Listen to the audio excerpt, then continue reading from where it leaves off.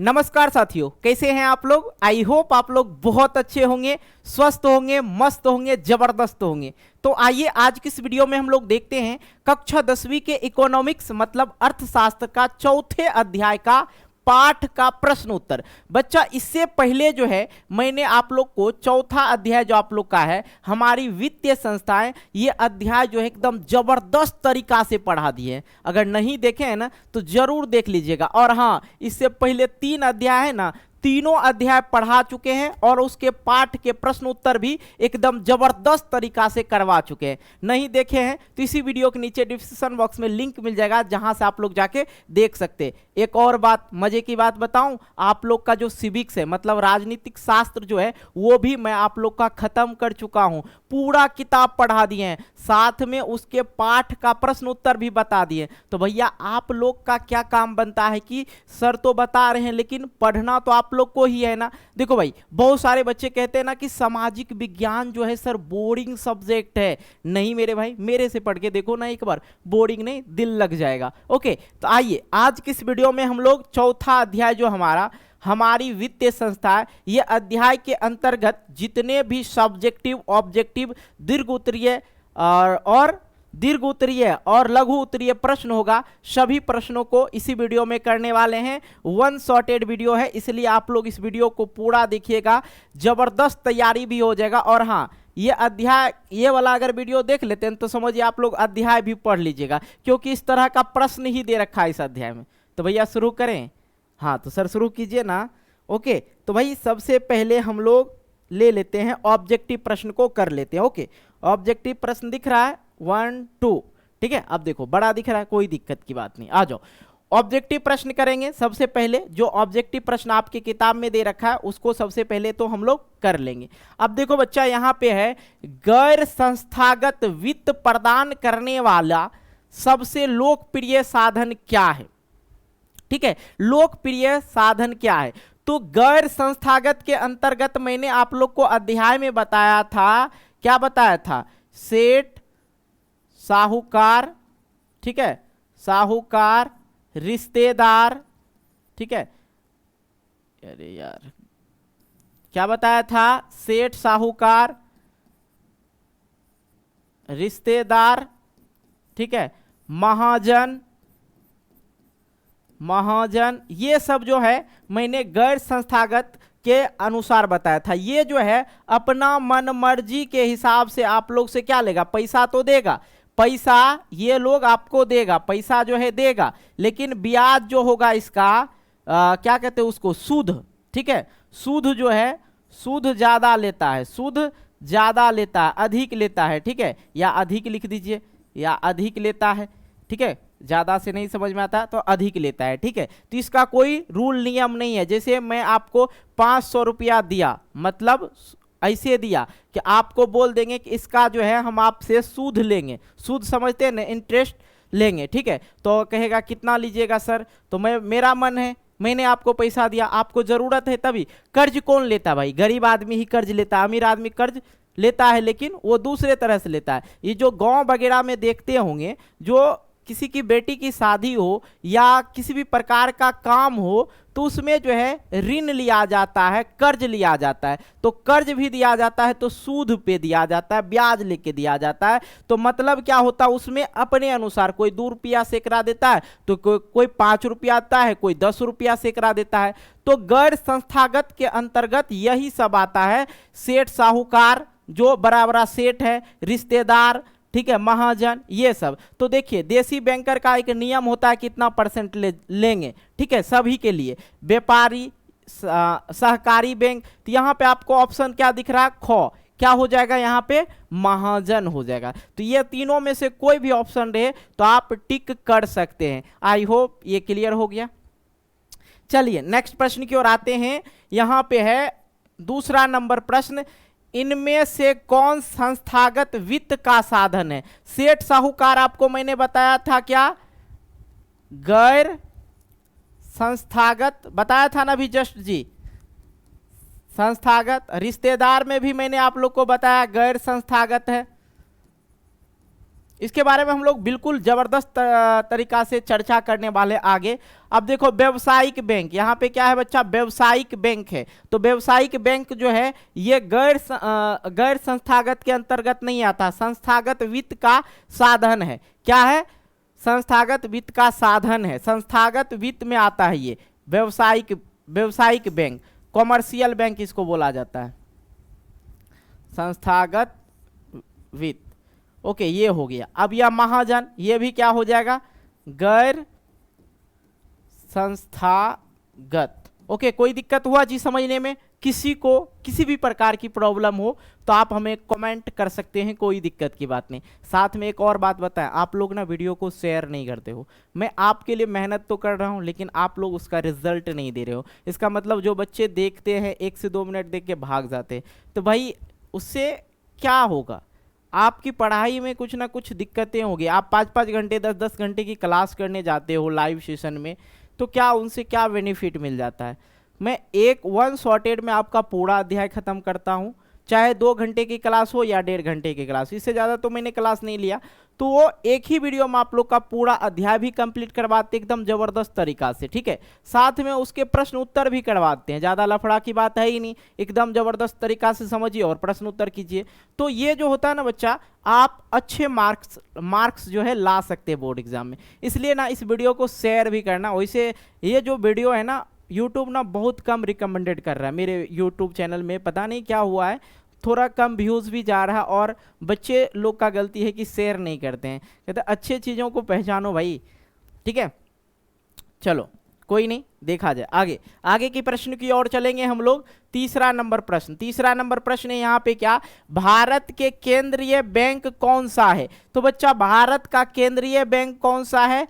RBI। और बैंकों का बैंक किसको कहा जाता है? बैंकों का बैंक किसको कहा जाता है? RBI के। और बाकी जो भी बैंक है, जैसे SBI हो गया, PNB हो गया, आपका क्षेत्रीय ग्रामीण बैंक हो गया, इन सभी बैंकों का खाता RBI बैंक में ही खुला रहता है। इसमें आम आदमी का खाता नहीं होता। आम आदमी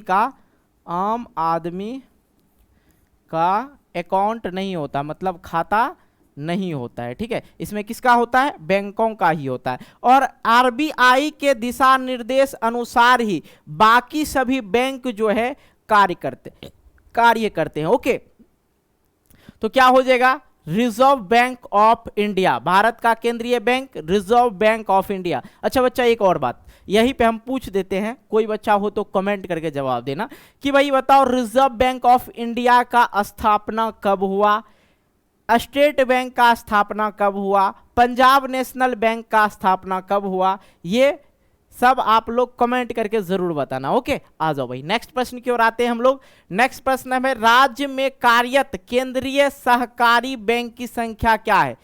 राज्य में कार्यरत केंद्रीय सहकारी बैंक की संख्या क्या है? एक होता है राज्य में, एक राज्य में होता है, बाकी सब कहाँ होता है?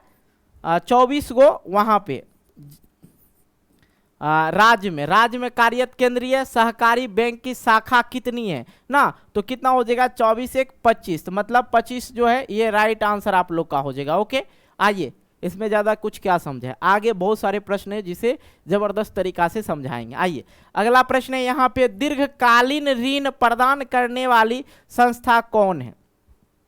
देखो, ये भी जो है अल्पकालीन ऋण प्रदान करती है, ये भी अल्पकालीन ऋण प्रदान करती है। और ये जो होती है भूमि विकास बैंक जो है, ये किसानों को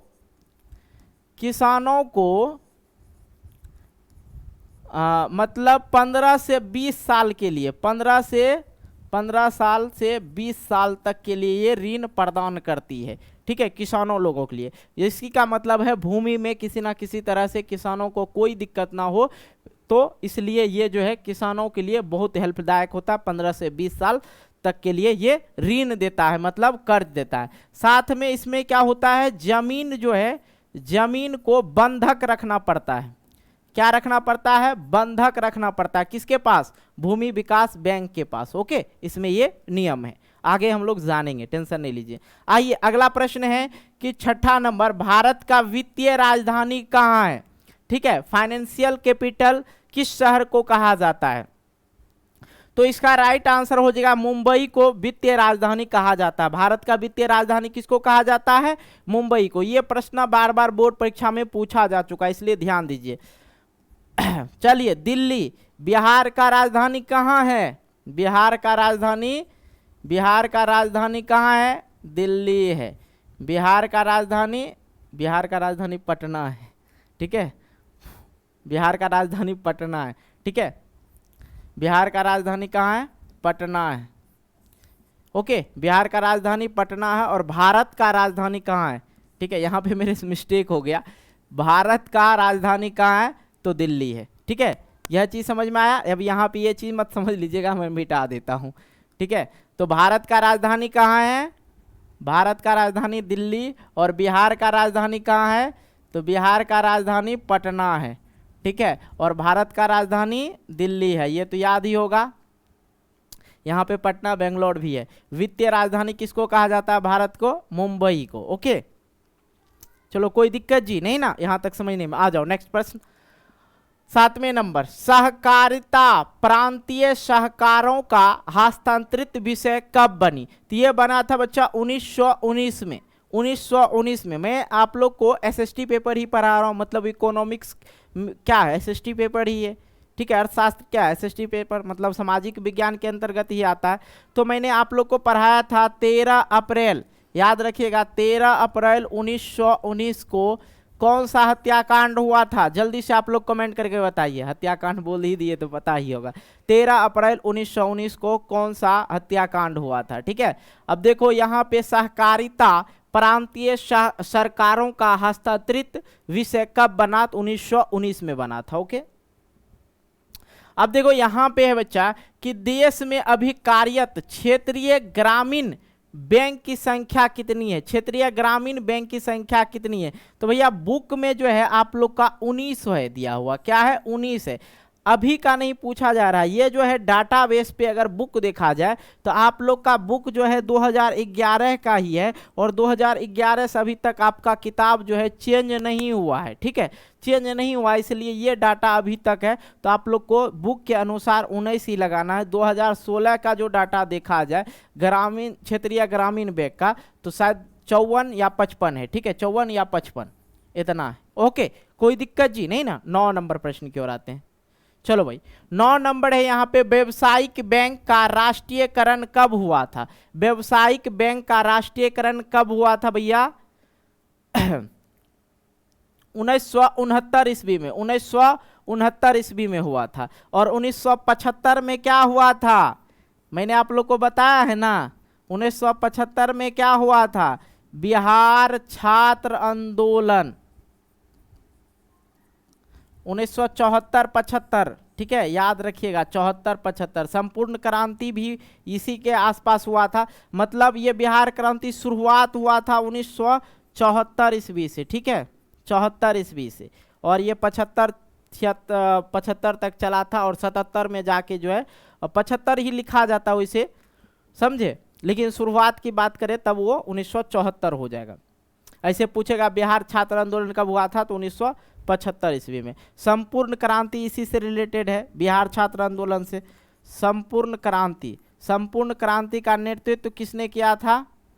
संपूर्ण क्रांति का नेतृत्व किसने किया था बच्चा? जयप्रकाश नारायण। किसने किया था? जयप्रकाश नारायण ने। ओके, कोई दिक्कत जी नहीं ना, आ जा। तो 9 गो ऑब्जेक्टिव प्रश्न था, वो मैंने आप लोग का करवा दिया, कोई दिक्कत नहीं ना। चलो भाई, अब हम लोग फिल इन द ब्लैंक्स देख लेते हैं। ठीक है, अब इस तरह के तो प्रश्न इसे नहीं पूछा जाता है। मैंने भी देखा पेपर, बहुत बार पेपर देखा कि अब जो है फिल इन द ब्लैंक्स वाला नहीं के बराबर ही पूछा जाता है। ठीक है, ज़्यादातर ऑब्जेक्टिव और सब्जेक्टिव पूछा जाता है। लेकिन किताब में दे रखा और मैं किताब का प्रश्न करवा रहा हूँ, तो वही तो करवाना तो होगा। चलो कोई नहीं, इससे भी हमें सीखने को कुछ ना कुछ मिलेगा। साख अथवा ऋण की आवश्यकताओं को पूर्ति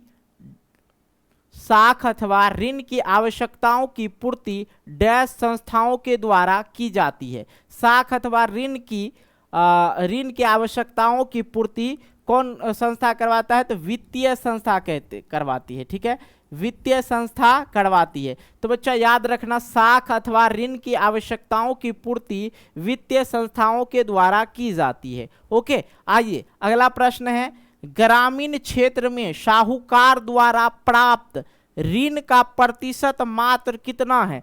तो प्रतिशत मात्र कितना है? 30% जो है क्या है, ग्रामीण क्षेत्र में साहूकार द्वारा प्राप्त ऋण की प्रतिशत मात्रा कितनी है?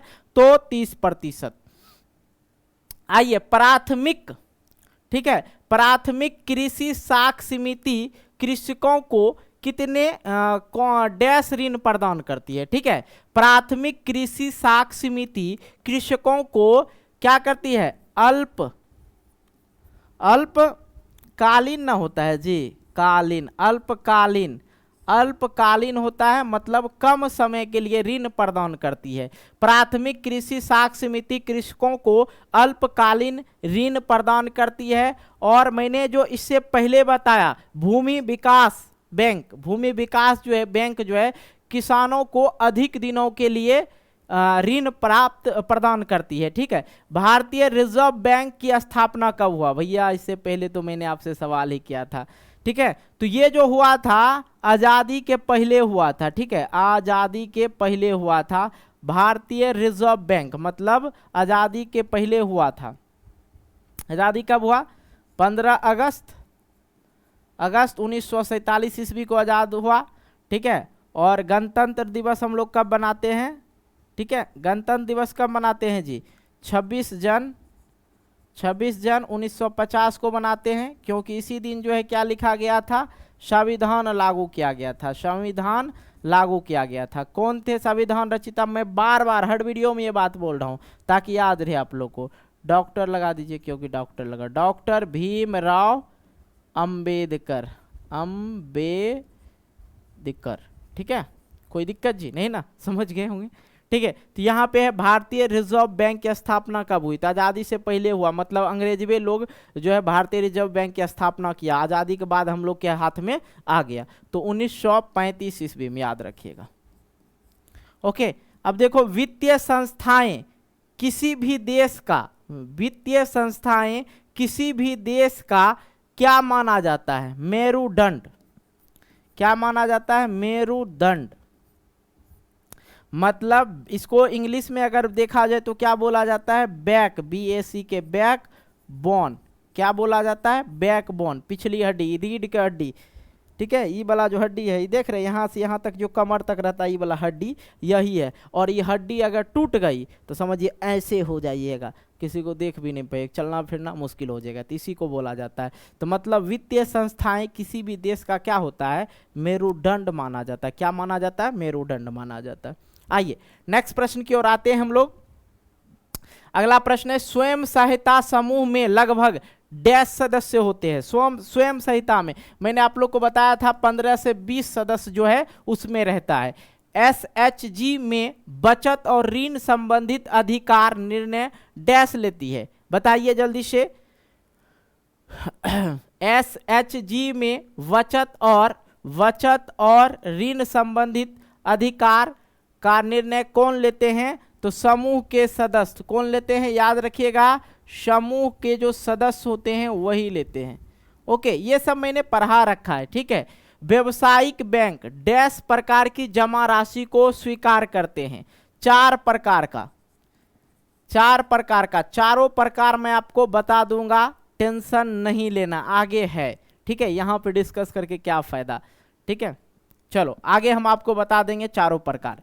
भारतीय पूंजी बाजार डैश वित्तीय सहायता प्रदान करती है? भारतीय तेरी की क्या हुआ, चलो भाई न चलो ये एक सेकेंड, चलो व्यवसायिक बैंक आपका ये हो गया। ठीक है, व्यवसायिक बैंक जो है व्यवसायिक बैंक प्रकार की जमा राशि स्वीकार करते, 4 हो जाएगा। और उसके बाद भारतीय पूंजी बाजार जो 9 नंबर का है ना, भारतीय पूंजी बाजार डैश वित्तीय सहायता प्रदान करती है। तो भारतीय पूंजी बाजार, और एक होता है आप लोग को मैंने बताया है, जो आगे भी मैं आप लोग को बता दूंगा, यहाँ पे समझ लेते हैं थोड़ा सा, ठीक है। भारतीय पूंजी बाजार के बारे में, ये जो है भारतीय मुद्रा बाजार है और ये भारतीय पूंजी बाजार है, ठीक है। चलो यहाँ पे ये क्या होता है, दीर्घकालीन, ठीक है, मैं दीर्घकालीन हो जाएगा, यहाँ पे क्या हो जाएगा भाई, दीर्घकालीन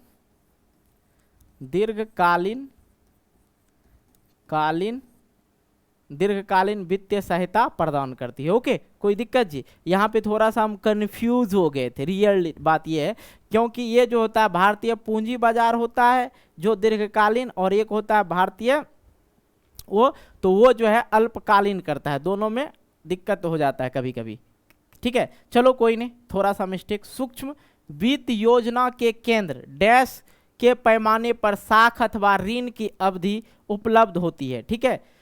सूक्ष्म मतलब छोटा, वित्त योजना के केंद्र मतलब छोटा और लघु हो जाएगा, छोटा या लघु, लघु मतलब भी छोटा होता है। लघु पैमाने पर साख अथवा ऋण की अवधि को उपलब्ध करवाते हैं, ठीक है। इसके बारे में भी हम लोग जो पढ़े थे किताब, उसमें अच्छी तरह से चर्चा कर चुके हैं। तो आई होप आप लोग का जो है ऑब्जेक्टिव और fill in the blanks clear हो गया। आगे हम लोग बहुत ही आसान प्रश्न है, उसको करते हुए आगे की ओर चलेंगे। देखो भैया, यहाँ पे 7 शब्दों में दे रखा कि 20 शब्दों में ही उत्तर दे, लघु उत्तरीय प्रश्न है, ठीक है। Short answer question. वित्तीय संस्थान से आप क्या समझते हैं? तो वे सारी संस्थाएं जो मुद्रा संबंधित कार्य करते हैं और वित्त की पूरा करते हैं, जो आवश्यक वित्त की पूर्ति करती है, उसे ही हम लोग क्या कहते हैं, वित्तीय संस्था कहते हैं। वित्तीय का मतलब हो जाता है रुपया पैसा, ठीक है। तो मैंने यहाँ पे अपने भाषा में दिया आंसर, वे सारी संस्थाएं जो मुद्रा संबंधित कार्य करता है उसे ही वित्तीय संस्था कहा जाता है। 1 नंबर का प्रश्न खत्म। आइए दूसरा नंबर,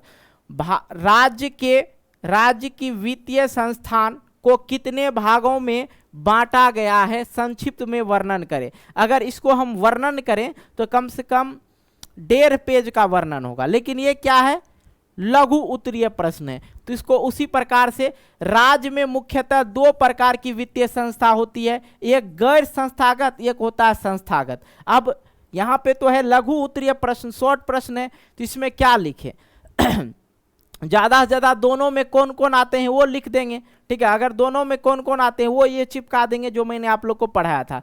गैर संस्थागत के अंतर्गत महाजन, सेठ, साहूकार, व्यापारी, रिश्तेदार, ठीक है। और संस्थागत में आ जाता, अच्छा यहाँ पे नॉन लिखा गया, ये गलत है, ठीक है। नॉन नहीं होगा, नॉन यहीं पे सिर्फ होगा। सहकारी बैंक, प्राथमिक सहकारी समितियां, भूमि विकास बैंक, व्यावसायिक बैंक, क्षेत्रीय ग्रामीण बैंक, नाबार्ड और अन्य, ठीक है। इनके बारे में भी आगे के जो दीर्घ उत्तरीय प्रश्न है चर्चा है, टेंशन नहीं लेना, ठीक है। ये जो था आपका शॉर्ट प्रश्न था, शॉर्ट क्वेश्चन था, तो इसमें इतना ही आप लोग को लिखना है, कोई दिक्कत जी नहीं ना। आइए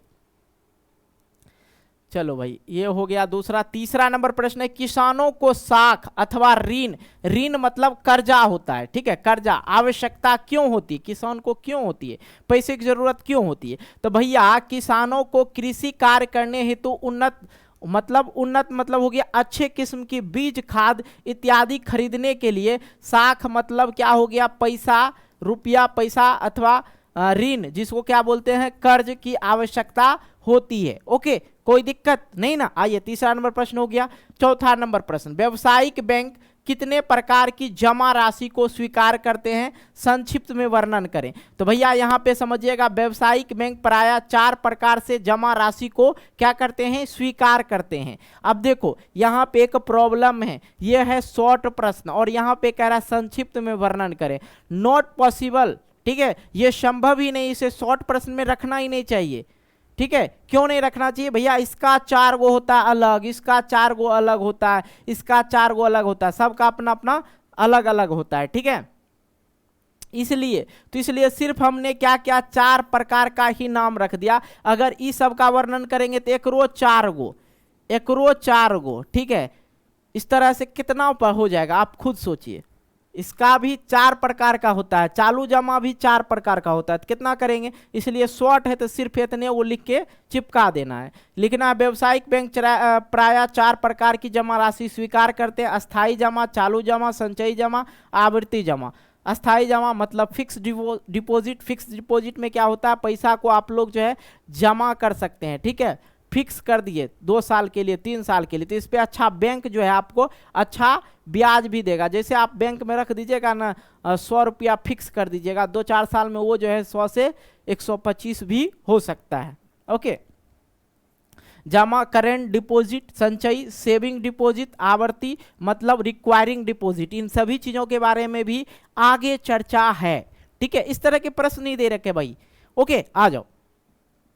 सहकारिता से आप क्या समझते हैं? तो बच्चा, सहकारिता का शाब्दिक अर्थ होता है मिलजुल कर काम करना। यह एक ऐसी संगठन है जिसमें 2 या 2 से अधिक व्यक्ति आपस में मिलजुल कर आर्थिक उद्देश्यों को पूर्ति के लिए कार्य करते हैं। ऐसे संगठन को सहकारिता कहते हैं। इसकी स्थापना 1904 में हुई थी।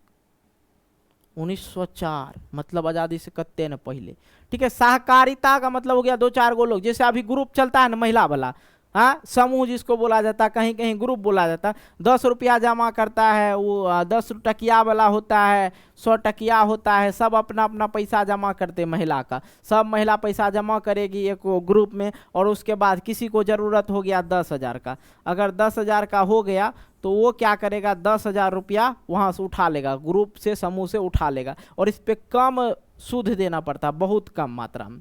5वां नंबर प्रश्न समझ में आया। आइए 6ठे नंबर, करा स्वयं सहायता समूह, सेल्फ हेल्प ग्रुप से आप लोग क्या समझते हैं? सेम उसी प्रकार का ही है। स्वयं सहायता समूह प्रायः महिलाओं का 15 से 20 सदस्य वाली एक समूह होती है जो आर्थिक क्रियाकलापों से बचत करती है, उसे समूह में जमा कराती है, फिर बैंक से लघु ऋण मतलब छोटा ऋण मतलब कर्जा ले लेना, लोन लेकर अपने सदस्य की पारिवारिक जरूरतों को पूरा करती है। ऐसे समूह को ही स्वयंसेवी सहायता समूह कहते हैं। कोई दिक्कत जी नहीं ना? आ जाओ। 7वां नंबर प्रश्न है, भारत में सहकारिता की शुरुआत किस प्रकार हुई थी? संक्षिप्त में वर्णन करें। चलिए लिखना आप लोग को उत्तर। भारत में सहकारिता का प्रारंभ 1904 में सहकारी साख समिति अधिनियम पारित होने के साथ हुआ था। इस अधिनियम के अनुसार गांव या नगर में 2 या 2 से अधिक व्यक्ति मिलकर सहकारी साख समिति का स्थापना कर सकते हैं तथा धीरे धीरे 2 से अधिक व्यक्ति लोग मिलकर अपने उद्देश्य को पूर्ति करने के लिए सहकारिता का स्थापना करने लगे। तो इसमें देखिए ये महिला के लिए होता है स्वयं सहायता समूह। ये किसके लिए होता है यार? ये किसके लिए होता है? महिलाओं के लिए होता है, ठीक है, ये स्वयं सहायता समूह। और उसके बाद देख लीजिए आप लोग सहकारिता पुरुष के लिए होता है। ये चीज क्लियर हो गया, ठीक है। 8वां नंबर प्रश्न देखो, इतना प्रश्न दे रखा ना भाई, क्या बताएं कि पूरा किताब फिर से पढ़ा दो, ऐसे प्रश्न दे रखे हैं, ठीक है। कोई प्रश्न ही नहीं छोड़ा है। सूक्ष्म वित्त योजना को परिभाषित करें। समझिएगा, छोटे पैमाने पर गरीब जरूरतमंद लोगों का स्वयंसेवी संस्था के माध्यम से कम ब्याज पर साख अथवा ऋण की व्यवस्था करने वाली संस्था को सूक्ष्म वित्तीय संस्था कहते हैं। इसी को ना कहा जाता है सेल्फ हेल्प ग्रुप, जो मैंने पहले बताया यहाँ पे, सेल्फ हेल्प ग्रुप। ओके, तो उसी संस्था को, जो संस्था होता है उसी को क्या बोला जाता है? उस समूह को बोला जाता है, क्या बोला जाता है? सूक्ष्म वित्तीय संस्था बोला जाता है। ओके, कोई दिक्कत? 9 नंबर तक प्रश्न 8 था, हाँ 8 नंबर तक का प्रश्न जो था लघु उत्तरीय प्रश्न, आई होप आप लोग समझ गए होंगे। अभी तो बवाली बाकी है मेरे यार, देखो, क्योंकि अब जो है यहाँ पे भी फिर शायद से 5 प्रश्न है, और जो इतना प्रश्न दे रखा है कि पूछिए ही मत, कितना प्रश्न दे रखा है, पूरा किताब ही दे रखा भाई, अब ये पढ़ लो या किताब का पढ़ लो, बात बराबर ही हो जाएगा आप लोग के लिए। मैं खुद ये अध्याय देख के आश्चर्य कर रहा हूं कि भाई इतने इतने प्रश्न क्यों दे रखा है। घंटा का तो मुझे क्लास लेना पड़ जाता है।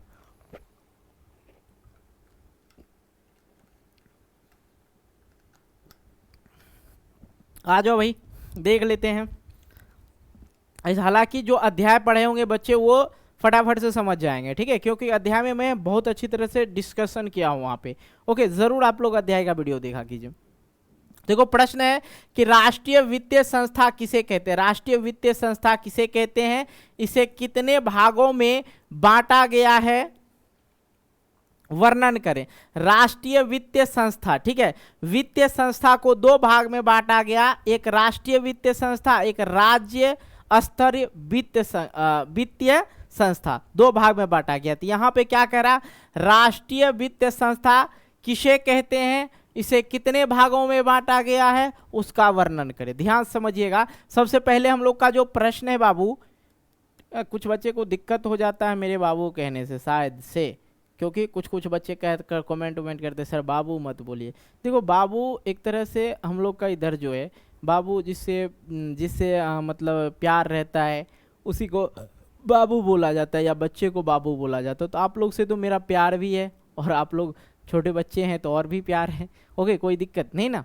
चलो भाई, अब देखो कुछ शिक्षक भी वीडियो देखते हैं तो उनका तो कोई बात ही नहीं भाई, वो अपने ऊपर ना ले, ठीक है। तो सबसे पहले राष्ट्रीय वित्तीय संस्था किसे कहते हैं ये समझ लीजिए। ऐसी वित्तीय संस्थाएं जो राष्ट्रीय स्तर पर वित्त का प्रबंध करें, मतलब पैसा रुपया पैसा जो भी चीजें हैं वो प्रबंध करता है, किस प्रकार से चलाना है, किस संस्था को कितना देना है नहीं देना, वित्त का प्रबंध करती है, उसे ही क्या कहते हैं, राष्ट्रीय वित्तीय संस्था कहते हैं। ओके, अब इसमें है इसके दो महत्वपूर्ण अंग है। कितने, दो महत्वपूर्ण अंग है, एक भारतीय मुद्रा बाजार, एक भारतीय पूंजी बाजार। तो ये जो होता है भारतीय मुद्रा बाजार जो है अल्पकालीन ऋण देता है, लोन देता है, और ये जो है दीर्घकालीन ऋण देता है। यहां तक नहीं छूटेगा। अभी क्या हुआ, अभी ई जो है चार भाग में बटा हुआ है भारतीय मुद्रा बाजार। समझते हैं एक एक करके, क्या है कि यहाँ पे कह रहा वर्णन करने के लिए तो समझना तो होगा ही मेरे भाई, समझो।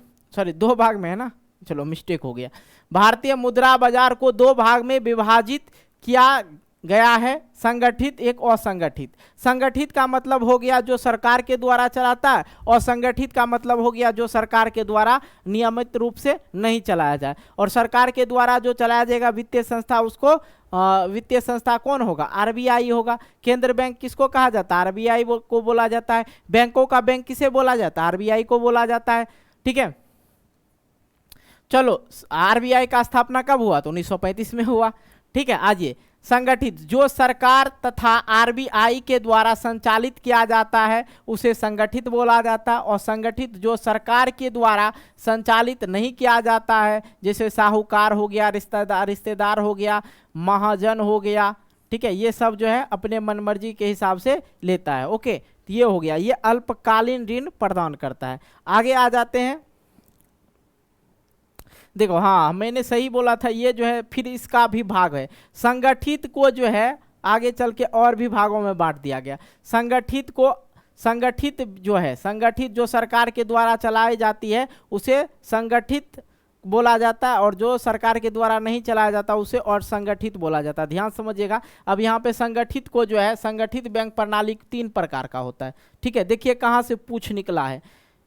भारतीय क्या था भाई, भारतीय, अच्छा एक मिनट, यहाँ शुरू से, राष्ट्रीय वित्तीय संस्था किसे कहते हैं, मैंने बताया जो ऐसी वित्तीय संस्था है जो राष्ट्रीय स्तर पर वित्त का प्रबंध करता है उसे ही क्या कहते हैं, वित्त, राष्ट्रीय वित्तीय संस्था कहते हैं। इसके दो अंग होते हैं, भारतीय मुद्रा बाजार और भारतीय पूंजी बाजार। भारतीय मुद्रा बाजार का 2 भाग में बांटा गया और संगठित को 3 भाग में बांटा गया है, ठीक है। समझिएगा, संगठित बता ही दिया आप लोग को। तो पहला हो गया केंद्रीय बैंक। केंद्रीय बैंक क्या हो जाता है बच्चा, केंद्रीय बैंक किसको कहते हैं, भारत में reserve bank of India, India को ही कहा जाता है सेंट्रल बैंक या केंद्रीय बैंक, जिसे बैंकों का बैंक कहा जाता है, और भारत का सरकारी बैंक है और ये जो है भारत का सरकारी बैंक है और जिसका स्थापना 1935 में हुआ था। सभी बैंकों का खाता इसी बैंक में होता है और इसी के अनुसार जो और भी शाखाएं होती है और जो बैंक होते हैं इसी के दिशा निर्देश अनुसार कार्य करते हैं। ठीक है, उसके आ जाता है वाणिज्य बैंक। वाणिज्य बैंक जिसे आरबीआई के अलावा जो भी सभी बैंक है वो सब क्या है, वाणिज्य बैंक में आता है और वाणिज्य बैंक द्वारा बैंकिंग वित्तीय क्रियाओं का क्या किया जाता है, संचालन किया जाता है। ओके, आइए आगे तीसरा हम आपको बताते हैं सहकारी बैंक। आपसी सहयोग या सद्भावना के आधार पर वित्तीय संस्थाएं कार्यशील है उसे सहकारी बैंक कहते हैं। ये जो है राज्य सरकार द्वारा क्या किया जाता है, संचालित किया जाता है। ओके, अब यहाँ पे हम लोग क्या समझेंगे, पूंजी, भारतीय पूंजी बाजार। ठीक है, देखो यहाँ पे संगठित जो था, संगठित में आप लोग को बता ही दिए और जो सरकार के द्वारा, असंगठित आप लोग समझ गए इसका कोई प्रकार नहीं है। ठीक है, इसका 3 प्रकार था, इसको बता ही दिए। अब भारतीय पूंजी बाजार समझिए, इंडियन कैपिटल मार्केट। ठीक है, भारतीय पूंजी बाजार मुख्यतः दीर्घकालीन पूंजी उपलब्ध कराती है। ठीक है, भारतीय पूंजी बाजार मूलतः वित्तीय संस्थाएं पर आधारित है और जिसके चलती राष्ट्र एवं राष्ट्र स्तरीय सार्वजनिक विकास जैसे सड़क हो गया, रेलवे हो गया, ये सरकार के द्वारा ही होता है और ये राष्ट्रीय विकास हुआ। ठीक है, सड़क बन जाना एकदम चकाचक करेगा तो अपना राष्ट्र, भारत राष्ट्र का जो है पूरा क्या होगा, विकास होगा। सड़क, रेलवे, अस्पताल, शिक्षण संस्था, विद्युत उत्पादन संयंत्र, बड़े बड़े निजी एवं सार्वजनिक क्षेत्र का उद्योग संचालित किए जाते हैं भारतीय पूंजी बाजार से। ओके, ये प्रश्न का आंसर खत्म हुआ। अब आता है दूसरा नंबर प्रश्न। मेरे भाई दूसरा नंबर प्रश्न है यहाँ पे कि राज्य की वित्तीय संस्था को कितने भाग में बांटा जाता है, संक्षिप्त में वर्णन करें। ठीक है, तो राज्य की वित्तीय संस्थानों को 2 भाग में बांटा गया है। एक हो गया संस्थागत वित्तीय और एक हो गया गैर संस्थागत वित्तीय। ठीक है, गैर संस्थागत वित्तीय, संस्थागत वित्तीय, यहाँ पर गलत टाइपिंग किया गया है। ठीक है, संस्थागत वित्तीय संस्थाओं में सहकारी बैंक, प्राथमिक सहकारी समिति और भूमि विकास बैंक, नाबार्ड इत्यादि आते हैं। जो संस्थागत वित्त होते हैं उसमें जो है सहकारी बैंक, प्राथमिक सहकारी समिति जो अल्पकालीन ऋण प्रदान करती है, भूमि विकास बैंक जो दीर्घकालीन ऋण प्रदान करती है किसानों के लिए, और नाबार्ड इत्यादि ये सब आते हैं। और गैर संस्थागत वित्तीय संस्था के अंतर्गत क्या आते हैं, सेठ, साहूकार, महाजन, व्यापारी, रिश्तेदार इत्यादि। आई होप ये चीज समझ में आ गया, जो मैंने ऊपर पढ़ाया था वही चीजें था। इसको अगर आप लोग देखेंगे तो इस तरह से भी आप लोग कर सकते हैं, महाजन, सेठ, साहूकार, व्यापारी, रिश्तेदार।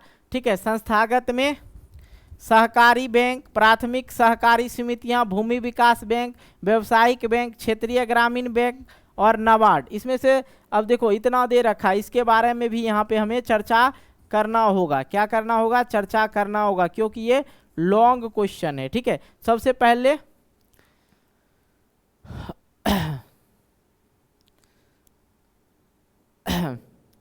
चलो इसके बारे में नहीं चर्चा करते क्योंकि इतना हो गया, काफी नहीं हो गया।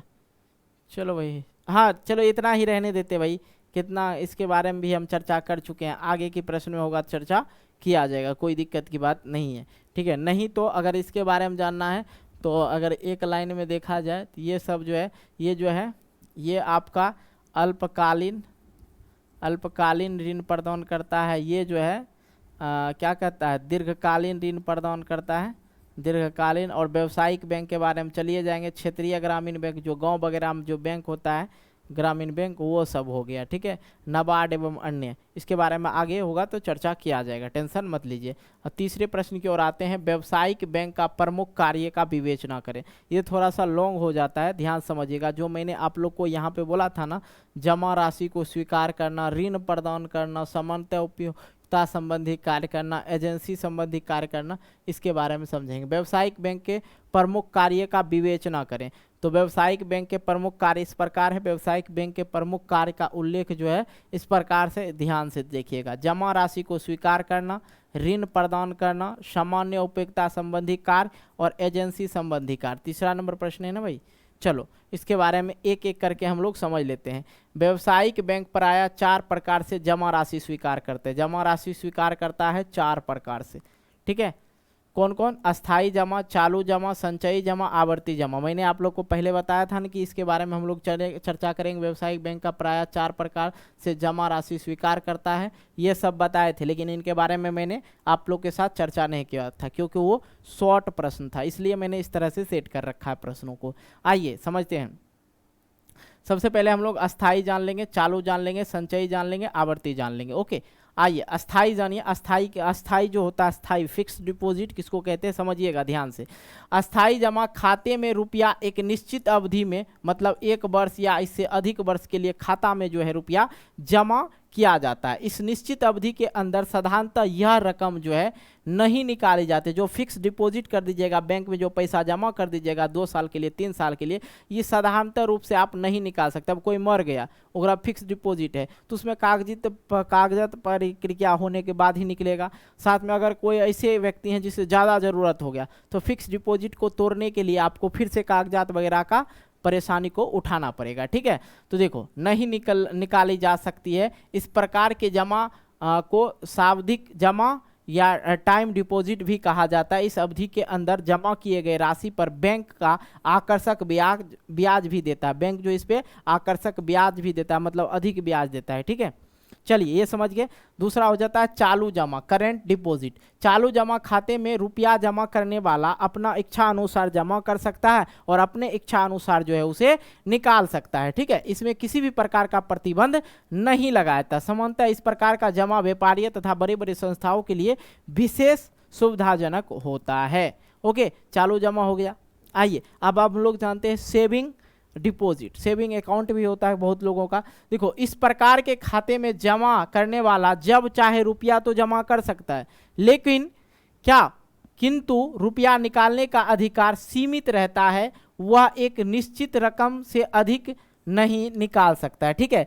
सेविंग में क्या होता है कि लिमिट बांध देता है, बैंक के द्वारा एक लिमिट बांध दिया जाता है कि आप महीने का 10,000 या डे का 10,000 निकाल सकते हैं या 1 लाख रुपया ट्रांजैक्शन कर सकते हैं, इससे ज़्यादा नहीं कर सकते हैं। ओके, तो ये हो जाता है संचयी जमा मतलब सेविंग डिपॉजिट। अगला आ जाता है आवर्ती जमा, रिक्वायरिंग डिपॉजिट। व्यावसायिक बैंक साधारणतः अपने ग्राहकों को प्रति माह एक निश्चित रकम जमा के रूप में एक निश्चित अवधि, जैसे 60 से 72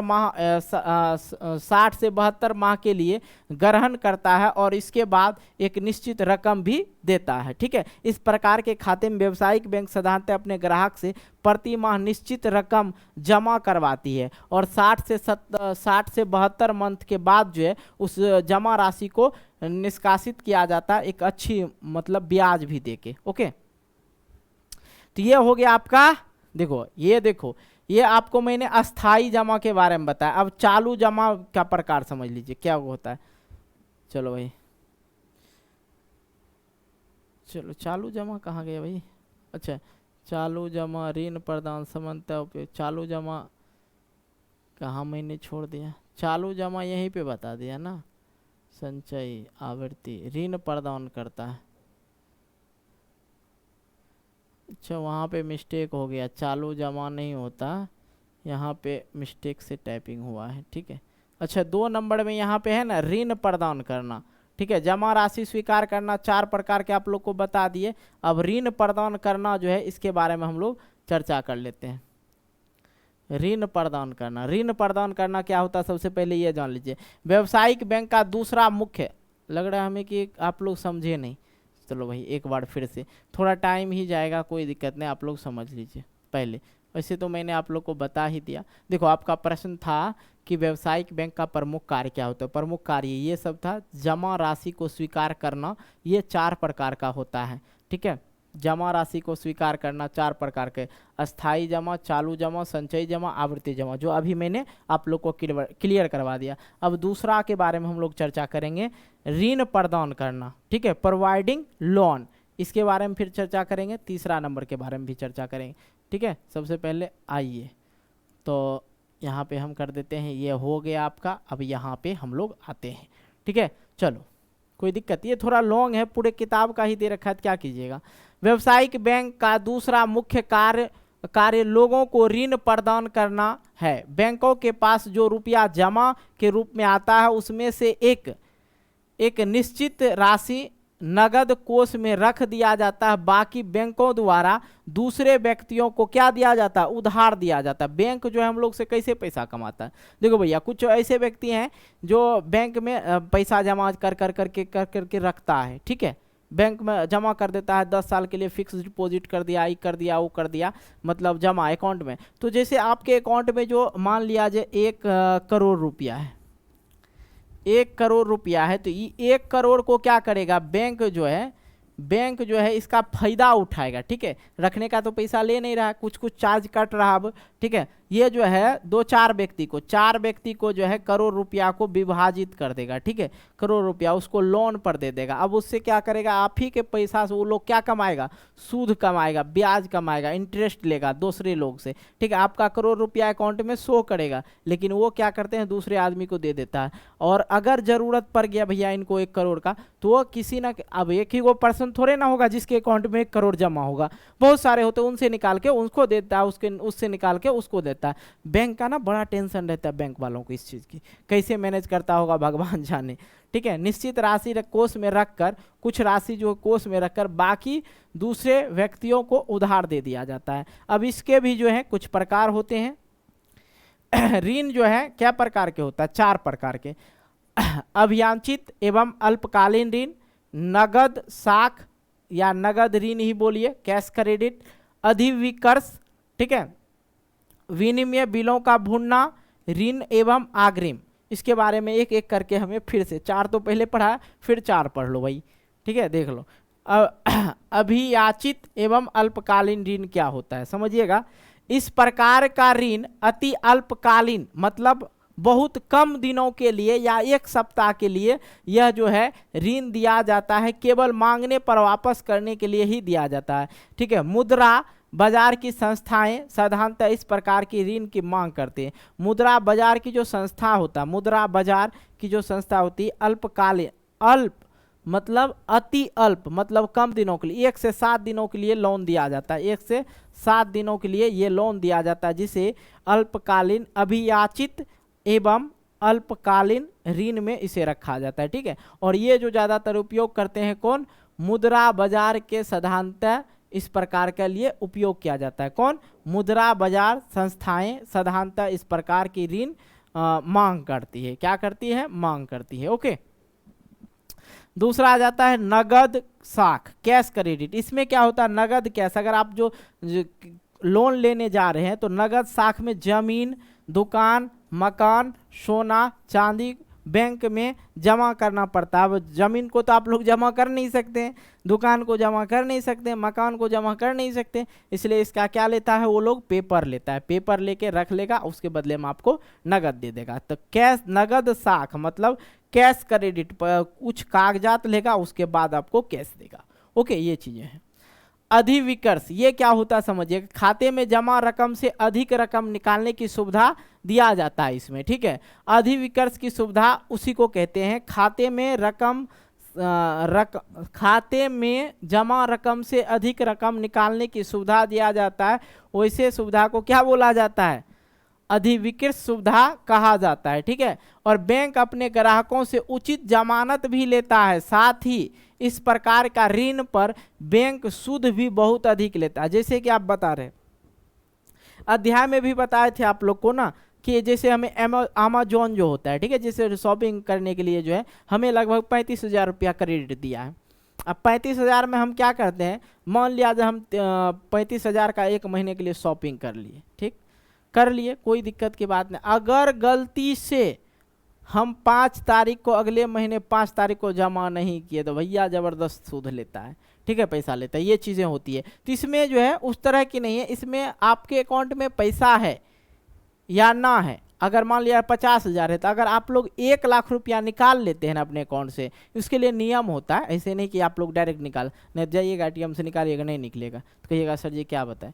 तो उसके लिए बैंक में एक प्रोसेस होता है जिसे बोला जाता है ओवरड्राफ्ट। क्या बोला जाता है? ओवरड्राफ्ट भर के आपको देना होगा, ठीक है। उसके लिए कुछ कागजात भी आपसे बैंक मांग सकती है। ऋण एवं अग्रामी, इसमें ग्राहक पहले मकान, दुकान, कार एवं निश्चित समय के लिए ऋण दिया जाता है, इसी पे दिया जाता है, ठीक है। इसमें सूद भी अधिक होता है। अगर किसी वजह से ऋण जमा नहीं कर पाते हैं तो बैंक का अधिकार हो जाता है दिए गए संपत्ति के अधिकार पर, ठीक है। इसमें क्या होता है, पहले बैंक जो आपसे ले लेगा, दुकान मकान का कागज वगैरह सब चीज़ लेके रखेगा और एक निश्चित समय देगा, 5 साल के लिए आपको लोन दे रहे हैं। अगर नहीं चुकाते और उसका सूद भी अधिक रहता है, अगर नहीं चुकाते हैं तो आपका मकान सरकारी हो जाएगा या बैंक का उस पर अधिकार हो जाएगा। ओके, तो देखो भैया मैंने यहाँ पे आप लोग का कहा गया भैया, यहाँ ना, हाँ ये करवा दिए, ये करवा दिए। अब आते हैं तीसरा नंबर, सामान्य उपयोगिता संबंधी कार्य। आधा किताब तो यही में दे रखा है, इसके बारे में समझ लेते हैं। अब कुछ बच्चे कहेंगे सर इतना समझाना जरूरी क्यों है? क्योंकि सब अब एक तरह के बच्चे नहीं होते हैं ना, सबको समझाना पड़ता है। जो किताब जो पढ़ाते हैं वो नहीं देखते होंगे, ऐसे पढ़ देंगे तो दिक्कत ना हो जाएगा। सामान्य उपयोगिता संबंधी कार्य, इसके अतिरिक्त व्यावसायिक बैंक का बहुत से कार्य को संपन्न करते हैं जिन्हें सामान्य उपयोगिता संबंधी कार्य कहते हैं। जो व्यावसायिक बैंक है इससे अलावा बहुत सारी काम करते हैं कि क्या हो गया वो, यात्री चेक एवं साख प्रमाण पत्र जारी करना, लॉकर की सुविधा, ATM एवं क्रेडिट कार्ड की सुविधा, व्यापारिक सूचना एवं आंकड़े का एकीकरण। चलिए इसके बारे में हम लोग समझ लेते हैं, ठीक है, ज़्यादा डिस्कशन हो जाएगा। यात्री चेक एवं साख प्रमाण पत्र जारी करना, इसमें क्या होता है समझिएगा। इसकी सहायता से जो क्या करता है, व्यापारी विदेश से जो है माल उधार खरीद लेता है और वस्तु एवं सेवाओं का विनिमय, मतलब विनिमय का मतलब हो गया आदान प्रदान जो है इसकी सहायता से हो जाता है। और ये जो है अपने ग्राहकों को साख प्रमाण पत्र या यात्री चेक जारी करते हैं जिन ग्राहकों को वो विदेश से सामान उधार भी ला सकते हैं और वहाँ पे ये यात्री चेक भर के दे सकते हैं। ओके, लॉकर की सुविधा, लॉकर की सुविधा इसमें क्या होता है, बैंक वाला जो है आजकल लॉकर दे रखा है, आप अपना सामान संपत्ति कागजात वगैरह जो है उस लॉकर में जाके रख सकते हैं। बैंक अपने ग्राहकों को लॉकर्स की सुविधा भी प्रदान करती है जिसमें लोग अपने सोना चांदी जेवर एवं अन्य आवश्यक कागजात एवं सुरक्षित रखे जा सकते हैं। इसके वार्षिक किराया बहुत कम होता है, इसका वार्षिक किराया कम होता है। जो गरीब क्या बोले यार, जो इंसान के पास मतलब उतनी ताकत नहीं है लड़ने झगड़ने का, जिन्हें लगता है डर है चोरी का, तो वो जो है सोना चांदी या ज़मीन का कागज़ या इम्पोर्टेंट कागजात को जो है वहाँ लॉकर्स में रख सकते हैं, कोई दिक्कत की बात नहीं, उसका बहुत ही कम किराया होता है। ATM के बारे में मैंने आप लोग को चर्चा किया है। ATM क्रेडिट कार्ड सुविधा, आधुनिक समय में बैंक अपने खाता धारकों को 24 घंटा धन निकालने की सुविधा के रूप में ATM से बात है। ATM का फुल फॉर्म बताओ बच्चा, ATM का फुल फॉर्म बताओ, ऑटोमेटिक टेलर मशीन। ओके, तो सब करवा ही दिए हैं। और देखो यहाँ पे आ जाते हैं, कहाँ से शुरू किए थे भाई, इतना 10 पेज तो हो गया। चलो आपका अब बजाता है एजेंसी सुविधा, एजेंसी संबंधी कार्य। इसे लिखिए या ना लिखिए कोई बात की नहीं है, सीधी सी बात समझिए। इसमें जीवन बीमा होता है, बीमा वगैरह होता है कोनो चीज़ का, ठीक है। ज़्यादा इसमें माथा फालतू करने का ज़रूरत नहीं है। वैसे लॉन्ग प्रश्न है, इसमें अध्याय वाला में बता रखा हूँ, ठीक है, जाकर वहाँ देख लीजिएगा। तो ये प्रश्न हो जाता है खत्म। अब आते हैं हम लोग तीसरा नंबर प्रश्न था ना, चौथा नंबर प्रश्न। ओके, आ जाओ भाई। सहकारिता के मूल तत्व क्या है, राज्य के विकास में इसकी भूमिका का वर्णन करें। सहकारिता आप लोग को मैं समझा दिया हूं कि सहकारिता में 2 या 2 से अधिक लोग मिलकर एक समूह का निर्माण करता है जिसमें अपनी आर्थिक क्रियाओं को पूर्ति करने के लिए ऋण लिया जाता है। वही चीज को यहाँ आप समझते हैं। सहकारिता का मूल तत्व अपनी इच्छा से सदस्यता को ग्रहण करके समान स्वयं सहायता तथा प्रजातांत्रिक व्यवस्था के आधार पर सामूहिक आर्थिक एवं सामाजिक हित के लिए कार्य करना, ऐसे तो इसका शाब्दिक अर्थ होता है मिलजुल कर कार्य करना होता है। ठीक है, इसमें सभी सदस्य को समान अधिकार प्राप्त होता है। राज्य के विकास में इसका महत्वपूर्ण योगदान होता है। बिहार एक कृषि प्रधान राज्य है। इसमें किसानों की सिंचाई, बीज, खाद, नई तकनीक, मशीन आवश्यक होती है जो किसानों के लिए महत्वपूर्ण होती है। इन सभी चीज़ों का आपूर्ति सहकारिता द्वारा की जाती है जिससे किसान काफ़ी लाभान्वित होते हैं तथा इसे राज्य के विकास भी होता है। ओके, इसमें ज़्यादा क्या बताए, बोल ही दिए हैं। आइए 5वां नंबर प्रश्न को हम लोग देख लेते हैं। एकदम ये तो और भी आसान है, ये सब प्रश्न हुआ लॉन्ग टाइप।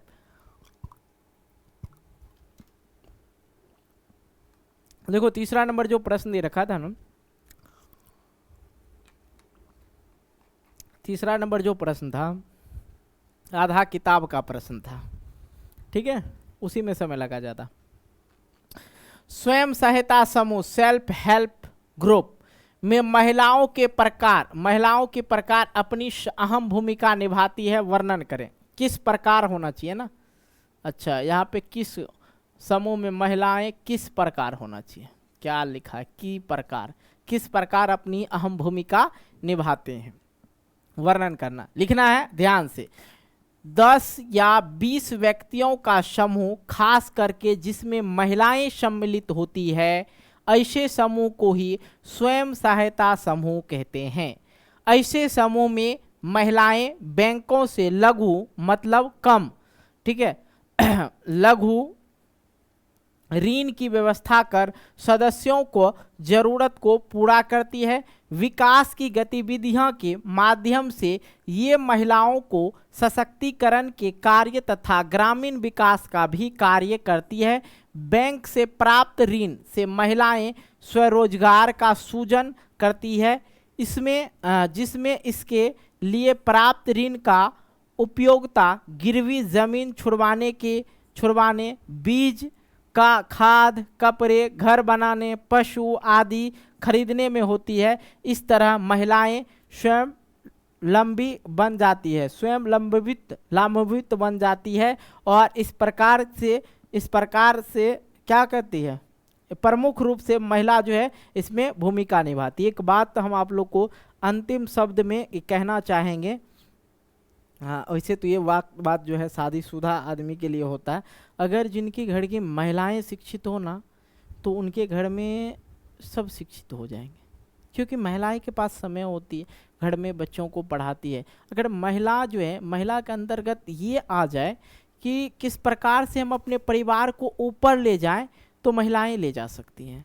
पुरुष का काम क्या होता है भैया, दिन भर कमा के शाम को आना, खाना पीना, सोना, फिर से ऑफिस जाना, काम करना, आना, यही होता है। अगर महिला सही हो तो अपने घर को ताजमहल बना सकती है, और महिला अगर आर्थिक स्थिति या अगर चीज़ों को नहीं समझे तो वही महिला क्या कर सकती है, गिरा सकती है।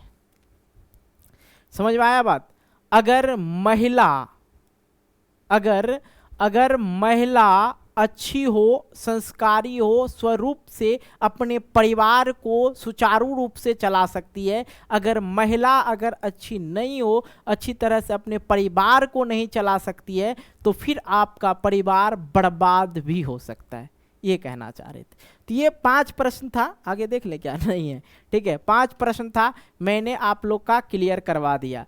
और हाँ, इससे पहले भी मैंने बताया और अभी भी बता रहा हूँ, इस वीडियो को लाइक करना, दोस्तों के साथ शेयर कर देना। एक शेयर करने में क्या जाएगा, जरूर करना, और कमेंट करके बताना कैसा लगा क्लास आज की, ठीक है। और आप लोग जो हैं, आप लोग को बड़ा सा थैंक यू।